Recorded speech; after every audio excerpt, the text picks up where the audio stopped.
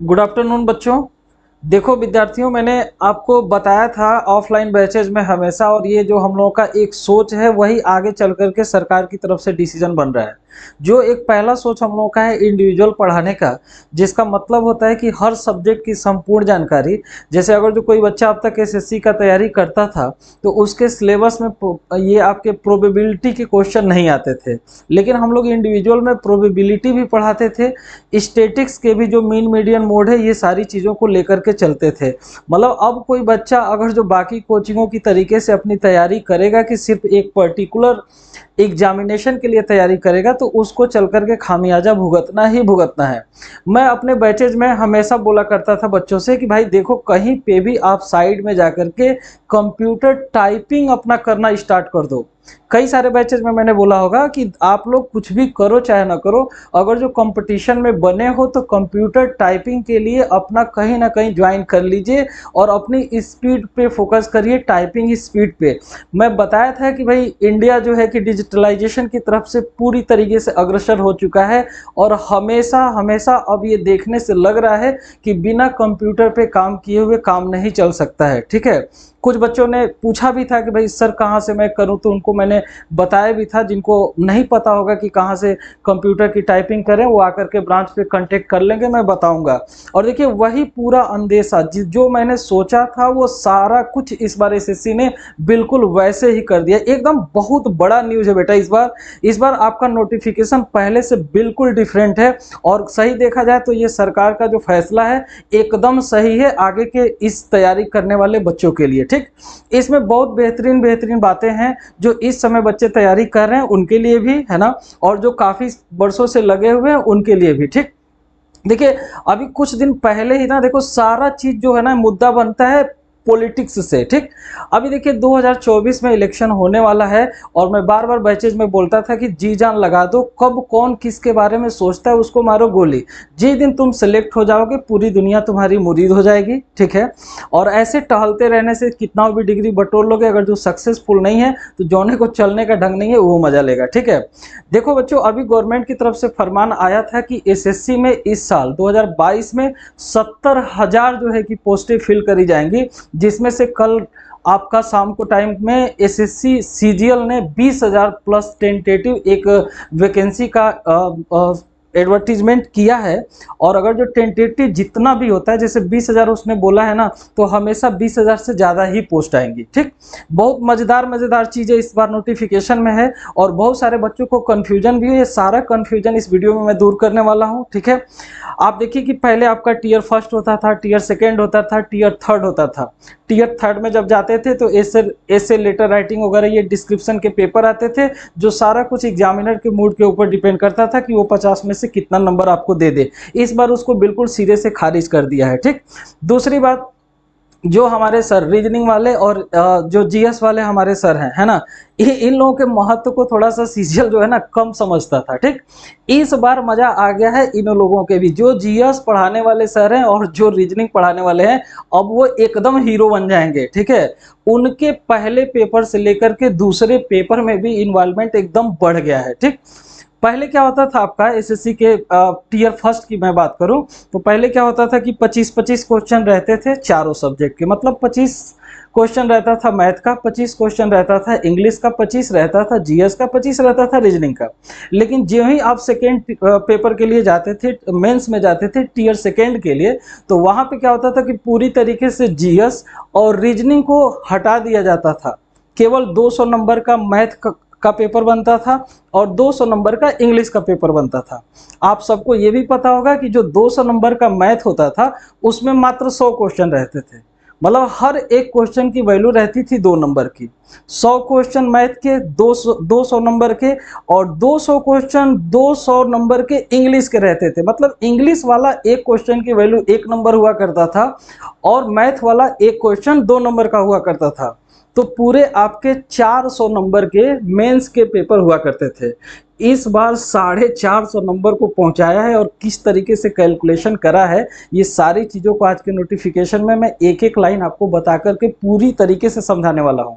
सबसे मजे की बात क्या है कि जो टीयर फर्स्ट है, टीयर फर्स्ट जो है ये केवल क्वालिफाइंग नेचर का है, मतलब सिर्फ आपको क्वालिफाई करना है और बाकी पूरा का पूरा जो जॉब मिलेगी आपको, जो नौकरी लगेगी, वो पूरा पूरा डिपेंड कर दिया है मेंस पे। ठीक, मेंस के पेपर कैसे होंगे, कितने कितने क्वेश्चन होंगे और इस बार कौन सा क्वेश्चन कितने मार्क्स का होगा, वो सारा चीज़ मैं इस वीडियो में बता रहा हूँ। आप लोग बहुत ध्यान से इसको समझिएगा। ठीक, और जो बच्चे कभी भी कोई भी फॉर्म भरने में डिले करके भरते हैं, बहुत सारे बच्चे ऐसे हैं मेरे तरीके वाले कि कोई सा भी काम लास्ट में करना पसंद करते हैं, वो ध्यान से कान खोल करके सुन लें। कोई भी एक भी फॉर्म भरने में कोई गड़बड़ी नहीं होना है। इस बार के सारे नोटिफिकेशन को मैं तो बता ही रहा हूँ, आपको भी एक एक लाइन बहुत बारीकी से देखनी है और फॉर्म को अच्छे से भरना है। कितना आपका फोटो की साइज है, कितना दिन पुराना वो होना चाहिए, ये सारी चीज़ों को देख लेना है। ठीक है, इसमें आपके फोटोग्राफ के लिए भी दिया हुआ है, मैं अभी आगे चल करके दिखा भी दूंगा कि जैसे कल की डेट में नोटिफिकेशन जो आया हुआ है 17 तारीख की डेट में, तो इससे 3 महीना लेटेस्ट ही 3 महीना पिछले 3 महीना से ज़्यादा पुराना फोटो नहीं होना चाहिए, है ना। फोटोग्राफ रिसेंट होना चाहिए, 3 महीने के पहले के ही जो फोटोग्राफ हैं वो होने चाहिए। और बाकी की सारी डिटेल को चलिए अब हम लोग जल्दी से समझते हैं। ये सरकार का फैसला समझ लीजिए आप लोगों के लिए वरदान की तरीके से आ गया है और ये इस समय तैयारी करने वाले बच्चे बहुत लकी हैं कि जिनके सही समय पे इतनी सारी वैकेंसियां आई हुई हैं। अगर जो लास्ट 5 ईयर 6 ईयर तक का आप वैकेंसी का डिटेल देखेंगे ना, तो कभी भी 8,000 8,500 10,000 से ज़्यादा वैकेंसी नहीं आती थी। ठीक, इस बार 20,000 टेंटेटिव दिया है, मतलब कि जब ये फाइनल अपना जारी करेंगे तो 20,000 से ज़्यादा ही वैकेंसी जारी करेंगे। ठीक है, चलिए अब एक एक चीज़ को बहुत बारीकी से हम लोग समझते हैं। देखिए, ये कल की डेट में 17/9/2022 में ये भारत सरकार के एसएससी की वेबसाइट पे ये नोटिफिकेशन जारी किया गया है। ठीक है, जिसमें आपका फॉर्म अब भरना शुरू हो जाएगा। ठीक है, और इसका लास्ट डेट आपका देखिए ये 8 अक्टूबर तक रहेगा, 8/10/2022 तक रहेगा लास्ट डेट इसका फॉर्म सबमिशन का। ठीक है, चालान वगैरह आपके जो करने हैं उसके लिए भी 8/10 तक का ये समय है। ठीक है, last date and time for making online fee payment, जो फी पेमेंट करना है उसमें जो 100 रुपये का चालान आप लोग जमा करते हैं उसके लास्ट डेट जो है कि ये 9 तारीख तक है। और जो भी आपका ये है ना, और देखिए यहाँ पे ये तो खैर डेट है भरने का। ठीक, जो टेंटेटिव डेट दिया है एग्जामिनेशन का ना, एग्जाम का जो टीयर फर्स्ट का एग्जाम का जो टेंटेटिव डेट दिया है ये आपका दिसंबर 2022, मतलब कि ये मान के चला जाए अक्टूबर नवंबर दिसंबर 3 महीने इसके लिए दे रखे हैं, 3 महीने। और ये 3 महीने मोर देन सफिशिएंट भी हैं आपको इस एग्जाम की तैयारी करने के लिए, तो 3 महीने इसके लिए बहुत बढ़िया टाइम दिया हुआ है। ठीक है, बस कुछ पैटर्न अलग अलग हैं, उनको आपको ध्यान से समझना है और उस पर आपको फोकस करने की ज़रूरत है, जो हम आगे चल करके इस वीडियो में पूरे बढ़िया तरीके से बताएंगे। ठीक, तो अभी तक की बातों में आपने ये देखा कि फॉर्म भरना अब शुरू हो चुका है और फॉर्म भरने के बाद से जो इसके चालान वगैरह जमा करने की तारीख है वो 8 तारीख तक 9 तारीख तक है। ठीक है, 8-9 तारीख तक इसको चालान भरने की डेट है ना।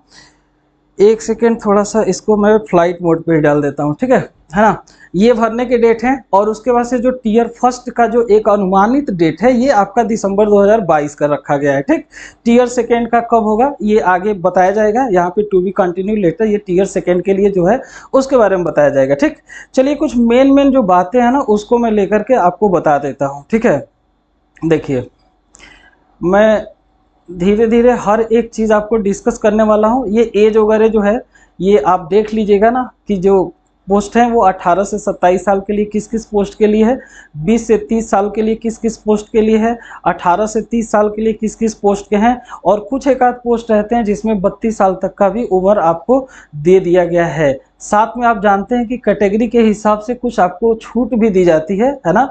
तो अगर जो कोई कैंडिडेट SC ST का है उसके लिए 5 साल की छूट दे रखी गई है, OBC कैंडिडेट के लिए 3 साल के लिए, जो ये PWBD वाले जो होते हैं उनके लिए 10 साल की। तो ये बहुत कुछ आपको डिटेल में सब पता भी है, ये पहले से लगभग यही सेम एज रिलैक्सेशन चला आ रहा है ना। तो महत्वपूर्ण है मुझे इस बार के पैटर्न को समझना। ठीक है, हम थोड़ा सा आगे बढ़ते हैं, अभी इसके जो क्वेश्चन के पैटर्न है उसको मैं आपके साथ डिस्कस कर रहा हूँ और पेपर के पैटर्न को भी। ठीक है, देखिए ये पूरा नोटिफिकेशन अच्छे से आप लोग भी पढ़िएगा। मैं तो आपको मेन मेन चीज़ें बता दे रहा हूँ, लेकिन आपको इसको बहुत बढ़िया ढंग से पढ़ करके एक एक लाइन को क्लियर कर लेना। देखिए ये आ गया scheme of tier first examination, ठीक, कि पहला टीयर फर्स्ट जो होगा आपका, जो जिसे आप प्री बोलते हैं, ये पहले मैं आपको क्लियर कर दूं कि ये केवल क्वालिफाइंग है, इसका मार्क्स आगे जाकर के जोड़ने उड़ने का कोई हिसाब किताब नहीं है। सिर्फ और सिर्फ ये सारे पोस्ट के जितने भी बच्चे हैं उनके लिए कंपलसरी एग्जाम है, और ये केवल क्वालिफाइंग है ना, इसके मार्क्स से बहुत ज़्यादा आपको लेना देना नहीं है, ठीक है। देखिए इसमें पहले के जैसा ही है, ये जनरल इंटेलिजेंस एंड रीजनिंग है ना, ये 25 नंबर का रीजनिंग है, 25 नंबर का जीएस है, 25 नंबर का आपका मैथ्स है, क्वांटिटेटिव एप्टीट्यूड, और इंग्लिश कंप्रहेंशन इंग्लिश भी आपका 25 क्वेश्चन है, सॉरी नंबर का नहीं, 25 क्वेश्चन है, और इसके मार्क्स जो है 50 मार्क्स के हैं, ठीक। 1 घंटे का ये, जैसा आपको हमेशा पता रहता है कि 1 घंटे का ये पेपर होता है, वैसे ही आपका टीयर फर्स्ट है, इसमें कुछ ज़्यादा चेंजेस नहीं है। 20 मिनट एक्स्ट्रा मिल जाता है, जो आपके वो फिजिकली डिसेबल कैंडिडेट होते हैं, जो ब्लाइंड कैंडिडेट होते हैं, जो आप सबको पता भी है, उनके लिए 20 मिनट का एक्स्ट्रा समय रहता है, ठीक है। देखिए कह रहा है कि tier first will consist of objective type multiple choice question, the question will be set both in Hindi and English. ये क्वेश्चन का पेपर आपको पता है कि हिंदी और इंग्लिश दोनों भाषा में आता है, लेकिन जो इंग्लिश है वो तो इंग्लिश में ही आएगा, मतलब इंग्लिश को छोड़ करके बाकी सारे सब्जेक्ट के लिए आपके दोनों मोड दिए रहेंगे। आप मन करे तो हिंदी में पढ़ करके आंसर दीजिए, मन करे तो आप इंग्लिश में पढ़ करके आंसर दीजिए, ये भी महत्वपूर्ण बात नहीं है। टीयर फर्स्ट में कुछ भी जैसे पहले जैसा है वैसे ही, कुछ ज़्यादा आपका चेंजेस नहीं हुआ है, ठीक है। अब हम आते हैं टीयर सेकेंड एग्जामिनेशन के बारे में, और ये बिल्कुल पहले से एकदम डिफरेंट कर दिया गया, ठीक। देखिए इसमें अब क्या किया है, scheme of tier second examination, इसके में देखिए इसमें एक पहला सेक्शन है ना, एक पहला सेक्शन है, कुछ सेक्शन और कुछ मॉड्यूल का नाम लेकर के इसमें समझाया हुआ है ना। तो देखिए सेक्शन पहले में क्या है कि आपका मैथमेटिकल एबिलिटी है, मतलब मैथ है आपका, ठीक। 30 क्वेश्चन मैथ के हैं और 30 क्वेश्चन रीजनिंग के हैं, जो रीजनिंग बाद पहले मेंस में नहीं आया करता था, अब वो भी मैथ के बराबर 30 नंबर का ही है। और सबसे बड़ी बात है कि जितना नंबर आपका मैथ के क्वेश्चन के लिए दिया गया है, उतना ही नंबर आपके अब इंग्लिश रीजनिंग के क्वेश्चन के लिए भी दिए गए हैं, मतलब 30 मैथ का और 30 जो है रीजनिंग का, टोटल ये क्वेश्चन हो गए 60, और हर एक क्वेश्चन की वैल्यू है 3 नंबर की, मतलब 180 नंबर का ये 1 घंटे का एक पेपर होगा। 1 घंटे का एक पेपर होगा जिसमें मैथ के 30 क्वेश्चन और रीजनिंग के 30 क्वेश्चन रहेंगे, 60 क्वेश्चन, 1 घंटे का टाइम है, एक क्वेश्चन की वैल्यू है आपका 3 मार्क्स, इसका मतलब 180 मार्क्स का ये एक सेक्शन हो गया आपका पहला, ठीक है। इसके बाद से देखिए इसी के साथ आपका दूसरा एक सेक्शन होगा जिसमें इंग्लिश के 45 क्वेश्चन रहेंगे। इंग्लिश के क्वेश्चन यहाँ पे थोड़ा सा ज़्यादा हैं, 45 हैं, और इसके साथ जो जनरल अवेयरनेस जीएस है ना, उसके 25 क्वेश्चन भी डाल दिए गए हैं। पहले वाले सेक्शन में मैथ के साथ में रीजनिंग डाल दिया गया है, और दूसरे वाले सेक्शन में इंग्लिश के साथ में जीएस डाल दिया गया, मतलब अब जीएस और इंग्लिश के बिना भी आपका काम चलने वाला नहीं है, और सब चीज़ों को बहुत डिटेल में ही पढ़ने से काम चलने वाला है, ठीक। यहाँ पे टोटल क्वेश्चन आपके होते हैं 70, और यहाँ पे भी सारे क्वेश्चन आपके 3-3 मार्क्स के रहेंगे। इसका मतलब 210 नंबर का ये आपका सेकेंड, जो इसका मतलब कि जो ये सेक्शन सेकेंड है, ये पेपर होने वाला है, ठीक। यहाँ पे दिया हुआ है कि 1 आवर फॉर इस सेक्शन, मतलब 1 घंटा आपका मैथ रीजनिंग के लिए मिलेगा, और 1 ही घंटा आपका जो दूसरा मॉड्यूल है इसमें इंग्लिश और जीएस के लिए 1 घंटा मिलेगा, ठीक। तो दो घंटा, एक घंटा करके 2 घंटा ये हो गया, ठीक। इसके बाद से देखिए ये आपका सेक्शन थर्ड है। सेक्शन थर्ड में कह रहा है कि कंप्यूटर नॉलेज मॉड्यूल है ना, कंप्यूटर के भी अब आपके क्वेश्चंस रहेंगे, ठीक है। 20 क्वेश्चन कंप्यूटर के रहेंगे, और ये भी आपके 3 नंबर के हैं, तो 60 नंबर यहाँ से लिया जाएगा। मतलब कि अगर जो आप जोड़ देंगे 180, 210 और 60 का, तो अब मेंस आपका 400 के बजाय 450 नंबर का होगा, ठीक।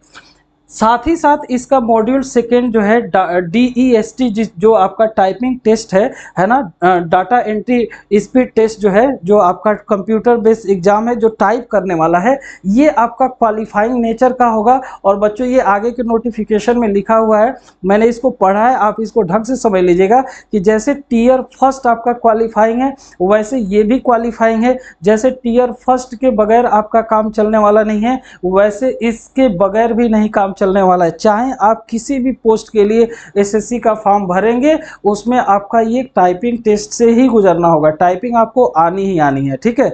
बिना जैसे होता क्या था ना कि अभी बहुत सारे लोगों की शिकायत मिलती रहती थी कि जैसे एसएससी में सेलेक्ट होकर के जाते थे और वहाँ पे काम करने में उनको कंप्यूटर पे बहुत दिक्कत आती थी, ठीक है। तो ये एक तरीके से गवर्नमेंट ने सही भी कर दिया। और मैं तो पहले ही कहता था कि भाई कुछ भी करो, आप तैयारी करो, चाहे भले पुलिस का करो चाहे किसी भी चीज़ का करो, लेकिन साथ में आप कंप्यूटर की टाइपिंग कहीं ना कहीं ज्वाइन करके जरूर करा करिए, ठीक है।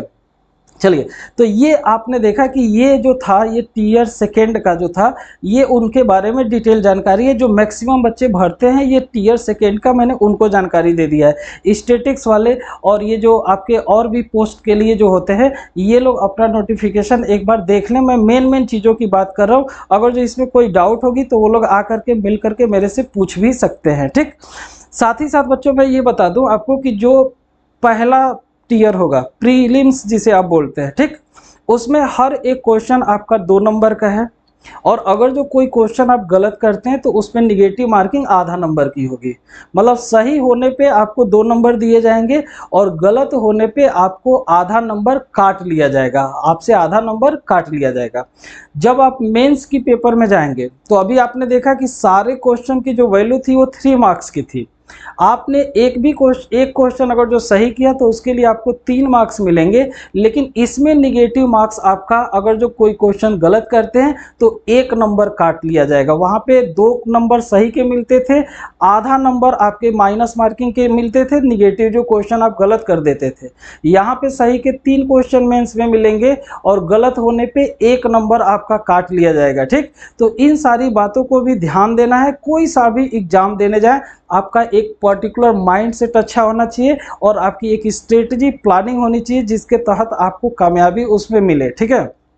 चलिए, कुछ और भी बातें इसमें अच्छी है ना। देखिए यहाँ पे लिखा भी है, देखिए there will be negative marking of 1 marks for each wrong answer in the section first, है ना। जो भी आपका फर्स्ट सेक्शन के जो मैंने ये बताए थे कि जिसमें मैथ के साथ रीजनिंग वाला पेपर होगा, उसके बाद इंग्लिश के साथ जीएस वाला होगा, उसके बाद से आपका कंप्यूटर का होगा। इन सब के लिए 3 मार्क्स हैं और गलत होने पे 1 नंबर दे दिए जाएंगे। हालांकि जो इसका सेक्शन 2 और जो है उसका निगेटिव मार्किंग आधे नंबर का ही है, ठीक है। चलिए आगे बढ़ते हैं, थोड़ा सा और जानकारी हम इसके बारे में आपको दे देते हैं, ठीक। इस बार का नोटिफिकेशन भाई बहुत अच्छे तरीके से आपको पढ़ने में आना चाहिए, ठीक। चलिए देखते हैं थोड़ा सा ये, अब इसके सिलेबस को भी थोड़ा सा हम लोग देख लेते हैं। जैसे बात अपने सब्जेक्ट की है, मैथ की है ना।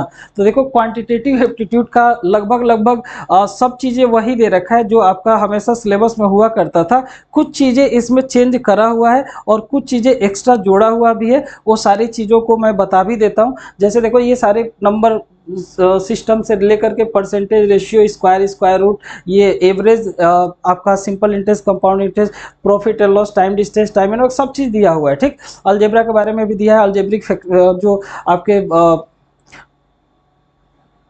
अलजेब्रा के जितने भी आपके आइडेंटिटीज होते हैं जिससे रिलेटेड क्वेश्चन आपको कराया जाता है वो सारी चीज़ें लगभग सेम दिया हुआ है, ठीक है। टिग्नोमेट्री हालांकि हल्का सा थोड़ा सा इजी कर दिया है इस बार, ठीक है। टिग्नोमेट्री में थोड़ा सा बहुत ज़्यादा इस बार वो जो एडवांस आइडेंटिटीज हम लोग सीखते थे उसको सीखने की ज़रूरत नहीं है। बस sine square theta plus cos square theta plus equal to 1 वाली आइडेंटिटीज लेनी है और बेसिक जो बातें हम लोग करते थे वो सारे चीज़ें आएंगी। ऐसा नहीं कि टिग्नोमेट्री खत्म ही कर दिया, टिग्नोमेट्री का है बस एडवांस आइडेंटिटीज को कम कर दिया है, ठीक है। ये इंग्लिश का सिलेबस है, सिलेबस आप लोग यहाँ पे देख भी लीजिएगा ना। देखिए ये नंबर सिस्टम के बारे में दिया है, computation of whole number, decimal, fraction, relationship between numbers, ये सारी चीज़ें आपको बताया भी जाता है। वही fundamental arithmetical operation, percentage, ratio, ratio and proportion, square root, average, interest, simple and compound दोनों है, profit and loss, discount, partnership, business, mixture and delegation, time and distance, time and work सब है। अलजेब्रा का भी यहाँ पे सब चीज़ें दिया हुआ है। ज्योमेट्री में भी वो सारी बातें हैं जो पहले भी हुआ करती हैं। मेंसुरेशन में भी सब कुछ लगभग वही है। ये ट्रिग्नोमेट्री के लिए जो मैं बता रहा था वो देखिए यहाँ पे ट्रिग्नोमेट्री के बारे में दिया हुआ है। Trigonometry, trigonometric ratio, complementary angles, height and distance, ये सारी चीज़ें दिया हुआ है। और standard identities like sine square theta plus cos square theta equal to 1 वाली चीज़ें ही हैं। ठीक है, देखिए यहाँ पे एक्स्ट्रा चीज़ें जो है ना, ये स्टैटिक्स और प्रोबेबिलिटी बढ़ गई है। ठीक, स्टैटिक्स में वही चीज़ें जिसका वीडियो मैंने कुछ दिन पहले डाला था, उसको आपको बहुत ध्यान से देखना है, जिसमें आपका मीन, मीडियन, मोड, रेंज, ये सारी चीज़ें, स्टैंडर्ड डेविएशन वगैरह होती है, माध्य, माध्यिका, बहुलक, परास, ये सब चीज़ों को भी अब दे दिया है इसमें। और प्रोबेबिलिटी बच्चों आपको घबराने की बिल्कुल ज़रूरत नहीं है। परम्यूटेशन कॉम्बिनेशन का जो मैंने वीडियो डाला है उसको आप देखते रहिए, और प्रोबेबिलिटी के जितने भी टाइप बन सकते हैं जो आपके इस एग्जाम में पूछेगा, उसको एक सिंपल सी स्टोरी सुनाऊंगा, एक सिंपल सी माँ को कुछ लड्डू खिलाने वाली कहानी सुनाऊंगा कि जब आप कोचिंग जाते हैं तो कैसे माँ आपके लिए परेशान होती है अगर जो नाश्ता किए बगैर आप चले जाते हैं। ऐसी एक हल्की सी 30 सेकेंड की स्टोरी सुनाऊंगा। और प्रोबेबिलिटी के खतरनाक से खतरनाक क्वेश्चन जो बैंकिंग लेवल के है वो भी आपका तुरंत के तुरंत लग जाएगा। इस 3 महीने के बीच का ड्यूरेशन है, इसमें जो जो एक्स्ट्रा चीज़ें हैं मैं कोशिश करूंगा अपने ऑफलाइन बैचेस में तो डिटेल में ही पढ़ाऊंगा। जो बच्चे ऑनलाइन भी कुछ मेरे से हेल्प लेते हैं उनकी भी समस्या को मैं दूर करने का कोशिश करूंगा, कुछ वीडियो जरूर इसमें डालूंगा। ठीक है, बात बाकी देखो अब मौका आ गया है कि अपने ग्रेजुएशन के सब्जेक्ट को भी थोड़ा सा आपको उसका फायदा पहुंचाने का। जैसे अभी आपने देखा कि 20 क्वेश्चन इसमें कंप्यूटर का था, है ना, और हम लोग बीटेक बैकग्राउंड वाले हैं, हम लोगों की डिग्री का वो पढ़ा हुआ सिलेबस कब काम आएगा,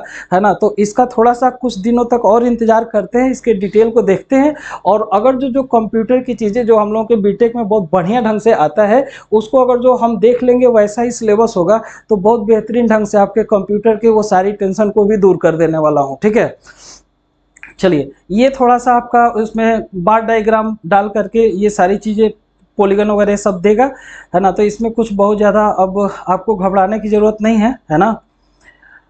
और आगे बढ़ते हैं, कुछ चीज़ें आपको और बता देते हैं कि क्या क्या इसमें और एक्स्ट्रा दिया हुआ है ना। ये सारा आप लोगों को बहुत ध्यान से पढ़ना है। इकोनॉमिक्स का सिलेबस में क्या क्या है ना। ये तो आपको पता है कि डॉक्यूमेंट में आपके पास ये सारी चीज़ें रहेंगी, कोई एक सा भी चीज़ उसमें। अच्छा हाँ बच्चों देखो, एक अलग सा चीज़ यहाँ पे दिया हुआ है जो कि सरकार का फैसला इसमें बहुत सही हो गया है ना।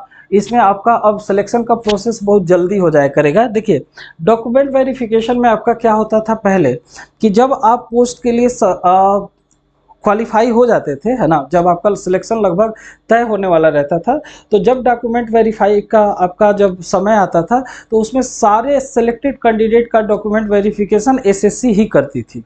ठीक है, मतलब एसएससी ही सारे बच्चों का डॉक्यूमेंट वेरीफाई करती थी, और इतने सारे सिलेक्शन वाले बच्चों का डॉक्यूमेंट वेरिफिकेशन करने में भी बहुत वक्त हो जाया करता था।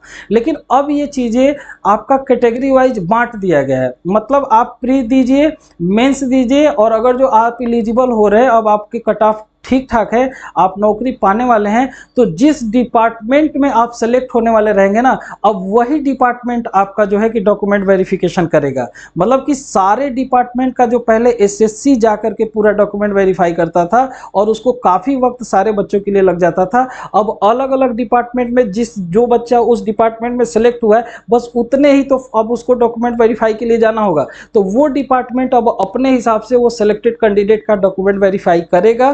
तो ये सरकार का एक बहुत बढ़िया निर्णय है कि जिसमें उनका जो आपका सिलेक्शन का प्रोसीजर है वो अब और थोड़ा सा फास्ट हो जाएगा। ये सब समय का कॉस्ट कटिंग जो किया है ना, ये बहुत सही समय लगा करके, दिमाग लगा करके करा गया है। इसके लिए एसएससी वालों को बहुत बहुत धन्यवाद भी देने की जरूरत है। यहाँ पे देखिए लिखा हुआ है, in view of the recruitment to be made by the government in mission mode and to expedite the whole recruitment process, the commission had decided to document verification would be done by the user departments organization। वही बातें हैं कि अब आपको पूरा document verification SSC खुद नहीं करेगा, बल्कि जो बच्चा जिस पोस्ट के लिए सेलेक्ट हो रहा है, जिस डिपार्टमेंट में वो जाने वाला है, उस डिपार्टमेंट में ही जाकर के उसका डॉक्यूमेंट वेरिफिकेशन होगा।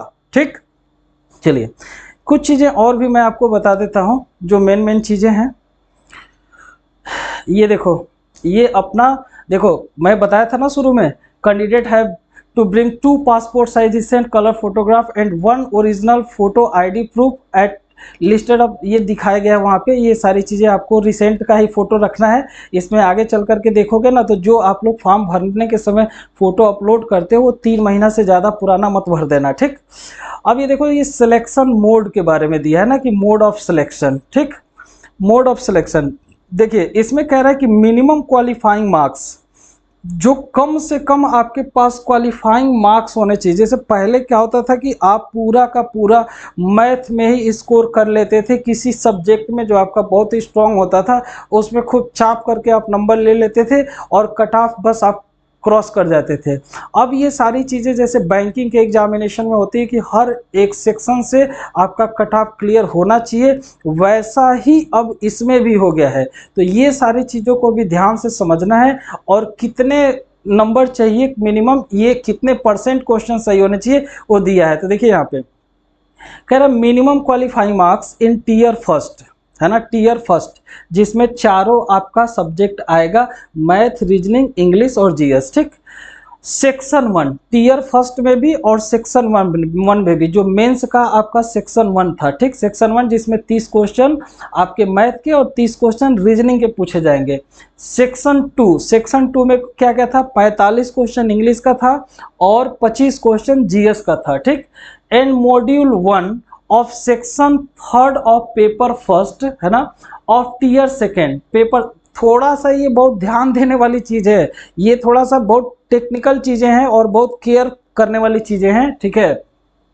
Of tier second examination are as follows. देखिए यहाँ पे जो जनरल कैटेगरी के कैंडिडेट है उनको कम से कम हर एक सेक्शन में 30% आपके क्वेश्चन सही करने होंगे, 30% स्कोर करना ही होगा। ओबीसी कैंडिडेट या ईडब्ल्यूएस वाले जो बच्चे हैं इनके लिए 25% आपके क्वेश्चन सही होने हैं या 25% मार्क्स आपको गेन करने ही करने हैं। अदर कैटेगरी के लिए ये आपका 20% दिया है। तो ये भी एक पहले से अलग चीज़ मिल गया कि पहले आपका क्या होता था कि जो पोर्शन आपका स्ट्रॉन्ग है चाप करके नंबर पा जाइए, आपको और बहुत ज़्यादा टेंशन लेने की ज़रूरत नहीं होती थी। लेकिन अब आपके सब जगह से ये जो है कि आपको 30% जो नंबर पाने हैं जनरल बच्चों को, वो पाने ही पाने हैं। अगर जो आप उससे कम पा गए तो आपका हो सकता है कि आप आगे, आप उसके लिए हो सकता है क्या फाइनल हो गया कि अब आप आगे सेलेक्ट ही नहीं हो पाएंगे, ठीक है।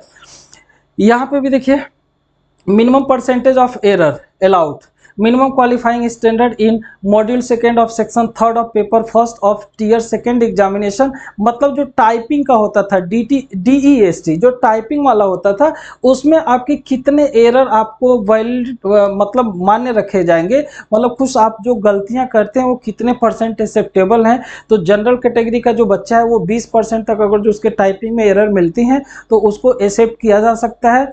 ओबीसी और ईडब्ल्यूएस वाले बच्चों के लिए 25% एक्सेप्ट किया जाएगा। बाकी कैटेगरी के बच्चों के लिए 30% तक अगर जो एरर है तो वो एक्सेप्टेबल है। मतलब आपकी टाइपिंग आनी ही चाहिए, और टाइपिंग आने के साथ साथ उसमें एक्यूरेसी और सही टाइपिंग होना, ये भी एक महत्वपूर्ण बात इसमें बताया गया है। और जिसमें कुछ त्रुटि अगर जो होती हैं तो उस त्रुटि भी कितना तक आपका एक्सेप्टेबल है, उसके बाहर अगर जो आप बहुत ज़्यादा त्रुटि करके टाइपिंग कर देते हैं तो भी ये आपके लिए खतरे की घंटी है, ठीक है। ठीक है, चलिए इसमें और भी जो जो मेन चीज़ बातें हैं वो मैं आपको बता देता हूँ, ठीक है। देखिए ये सारी चीज़ें हैं, अब ये सारी चीज़ें थोड़ा सा आप लोग पढ़ लीजिएगा, है ना। और बाद बाकी ओवरऑल जो ये आपका है नोटिफिकेशन, इससे जो मेन चीज़ें आपको समझ में आनी चाहिए वो अब ये आनी चाहिए बच्चों, देखो ध्यान से, कि जैसे अब आपको उन पुराने कैंडिडेटों से डरने की ज़रूरत नहीं है। जो पुराने कैंडिडेट 3, 4, 5 साल से लगे हुए हैं उनसे डरने की ज़रूरत नहीं है, क्योंकि ये पैटर्न अब बिल्कुल नया हो चुका है और इसके लिए सिर्फ और सिर्फ 3 महीने के लिए समय है। और इस 3 महीने में जो पहले से लगे हुए कैंडिडेट हैं उनके लिए भी अब कुछ नया जुगाड़ करना पड़ेगा पढ़ने के लिए, है ना। तो खैर प्री के लिए तो अभी कुछ ऐसा कुछ नहीं है और प्री में बहुत ज़्यादा टेंशन लेने की ज़रूरत भी नहीं है। तो प्री के लिए आप लोग अपनी तैयारी को और बेहतर ढंग से बनाइए, और मेंस के लिए जितनी भी ये नई चीज़ें हैं इस पे ध्यान दीजिए। जितना हम लोग सपोर्ट कर पाएँगे ये सारे लोग करेंगे, ठीक है? और इंग्लिश और मैथ के अलावा जो रीजनिंग और जीएस वाले सर हैं, अब इनका महत्व बढ़ गया है, और इनके सब्जेक्ट को भी आपको बहुत थॉरोली अब पढ़ने की ज़रूरत है, ठीक है? तो उम्मीद करते हैं कि इसके नोटिफिकेशन को लेकर के जो मन में संदेह और बहुत सारे डाउट रहे होंगे वो आपके क्लियर हो चुके होंगे, और नहीं तो फिर अगर जो कुछ डाउट बच गया होगा तो इस वीडियो को एक दो बार देख लीजिएगा, क्लियर हो जाएगा। अदरवाइज ब्रांच पे मिल करके आप अपने डाउट को सॉर्ट आउट भी कर सकते हैं, ठीक है? अपना बहुत बहुत ख्याल रखिए, ठीक है? और मेरे शकल पे मत जाइए, बातों को ध्यान रखिए। हाँ, मुझे पता है कि आज का वीडियो देने के बाद से तुम सारे मिला पूछोगे कि सर आपका शकल ऐसे बनमानुमती ऐसे क्यों लग रहा है। इस पे मत जाओ, शकल का कोई महत्व नहीं है, अकल पे ध्यान दो, ठीक है? ये अपने काम की चीज़ों को अपडेट करो, ठीक है? कोई भी दिक्कत होती है किसी बच्चे को फॉर्म भरने में या कोई चीज़ समझने में, वो ब्रांच पहुंच करके डायरेक्ट कांटेक्ट करके उस चीज़ों को, अपना जो कमियां हैं या जो चीज़ें समझ में नहीं आ रही हैं उसको दूर करिए, ठीक है? और बहुत बहुत ध्यान रखिए। मिलेंगे अगले वीडियो में कुछ सिलेबस को डिस्कस करते हुए, और अगर जो ये सारी वीडियो हमारी पसंद आती है तो आप इसको लाइक और सब्सक्राइब करना न भूलें। ये मैसेज को, ये जो नोटिफिकेशन आया है, इसके दिए गए महत्वपूर्ण जानकारी को अपने जितने भी यार दोस्त हैं उनके पास तक इसको शेयर करिए, ठीक है? और अपना बहुत बहुत ध्यान रखिए। जय हिंद।